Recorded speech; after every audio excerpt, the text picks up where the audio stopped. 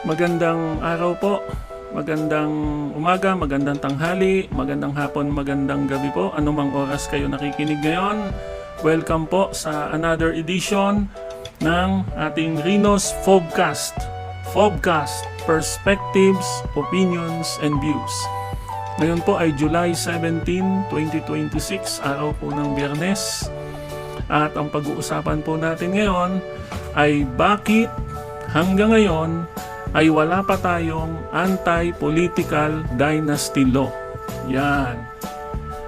Mga kababayan at mga kaibigan, ayon po sa Article 2, Section 26 ng ating 1987 Constitution, ipinagbabawal po nito ang pagkakaroon ng mga political dynasties dito sa ating bansa.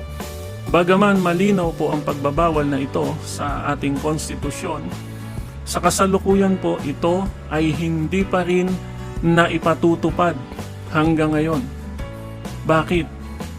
Sapagkat ipinaubaya po ng konstitusyon sa ating Kongreso ang paggawa ng batas na may kinalaman sa anti-political dynasty. Ang tawag po dito, mga kababayan, ay enabling law. O ito po ay isang batas na magmumula sa ating Kongreso. At siya nga po pala, bago po tayo magpatuloy, ang ating pong Kongreso ay hindi yung House of Representatives lamang. Kasi po, meron tayong mga kababayan na kapag narinig nila yung salitang Kongreso, ang naiisip nila, mga congressman, yung mga members ng House of Representatives. Kasi nga po, Kongreso, congressman. So, hindi po. Kapag sinabi po natin na Kongreso, ito po ay binubuo ng dalawang kapulungan. Ito po ay binubuo ng ating Senado at ng House of Representatives. Yun po ang Kongreso, yung dalawang yon. Ngayon po, pagpatuloy natin, ito pong paggawa ng batas o ng enabling law ay ipinag-utos ng ating 1987 Constitution simula pa po noong taong 1987. Noon pa pong 1987, ngayon po ay 2026 na. 39 years na po. 39 years na, mga kababayan, ang nakalipas, pero wala pa rin po tayong anti-political dynasty law. Wala pa rin pong nagagawang anti-political dynasty law ang ating Kongreso. Bakit nga naman sila gagawa ng isang batas na magiging hadlang sa kanilang interes? Bali? Tingnan nyo po ang mga bumubuo sa kasalukuyan at sa mga nagdaang kongreso natin. Merong magkasabay na nakaupong mambabatas ang magkapatid, mag-ina, mag-ama, mag-asawa. Meron ding ang isang miyembro ng pamilya ay nasa Senado at ang isa ay nasa House of Representatives. O kaya ay magkasabay na nakaupo sa local government. Sa madaling salita, mga kababayan, meron pong mga pamilya ng politiko ang magkakasabay na nakaupo sa elective positions sa national level at sa local government level.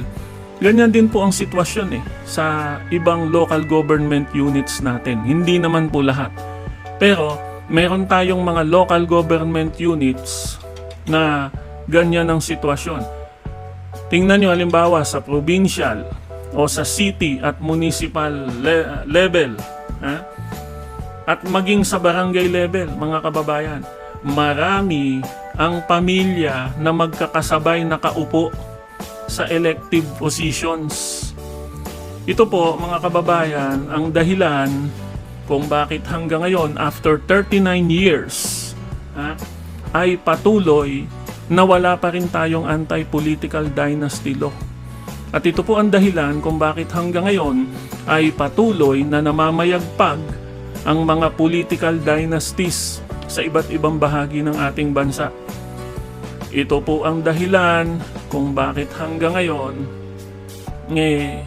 nandito pa rin tayo, naghihintay ng enabling law para makagawa ng isang batas na nagbabawal sa political dynasties. Puro hanggang paggawa lamang po ng bills. Puro hanggang sa submission po lamang ng mga bills. Sa madaling salita mga kababayan, minimum compliance po lamang. Minimum compliance lamang para masabi at para maipakita sa atin na mga mamamayan na mayroon kuno silang ginagawa na enabling law bilang pagtalima sa ipinag-uutos ng konstitusyon. Para sa akin, showmanship po lamang ito in my opinion. Sino ba magpapasa niyan? Sila rin naman ang magdi-deliberate diyan Sila rin naman ang magdidebate diyan pagdating sa reading ng bills na yan Kaya uulitin ko po mga kababayan, hanggang bills lamang. At ito po hindi makapasa-pasa para maging batas sapagkat magiging hadlang po ito sa interes ng maraming politiko dito sa ating bansa na ginawang family business ang politika. So, hanggang dito na lang po muna. Mabilis lang po tayo ngayon.